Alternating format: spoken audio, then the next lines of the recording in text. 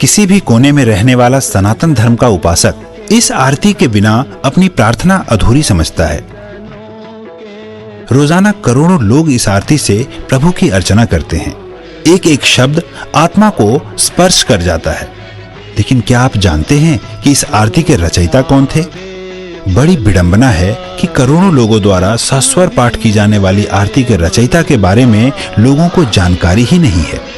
ओम जय जगदीश हरे।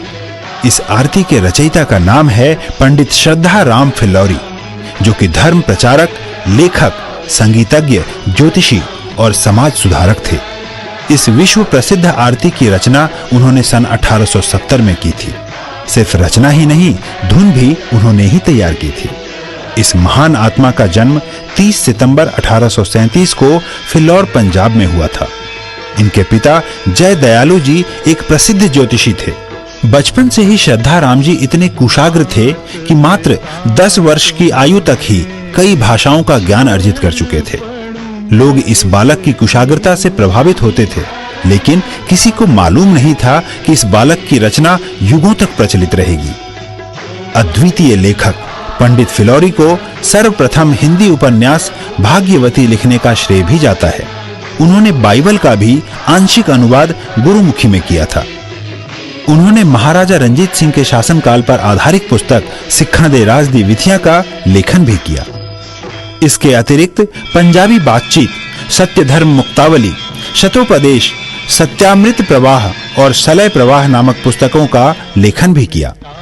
वह समाज सुधारक भी थे।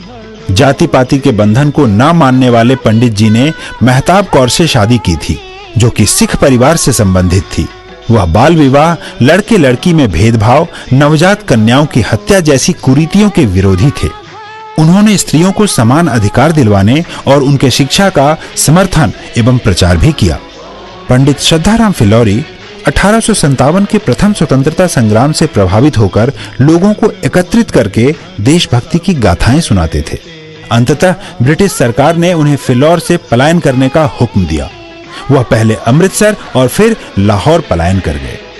अद्वितीय आरती के रचयिता पंडित श्रद्धाराम फिल्लौरी यद्यपि हमारे बीच सशरीर नहीं है, परंतु आत्म विभोर करने वाली जगत के ईश का गुणगान करने वाली आरती के प्रत्येक शब्द में उनकी छवि विराजमान है।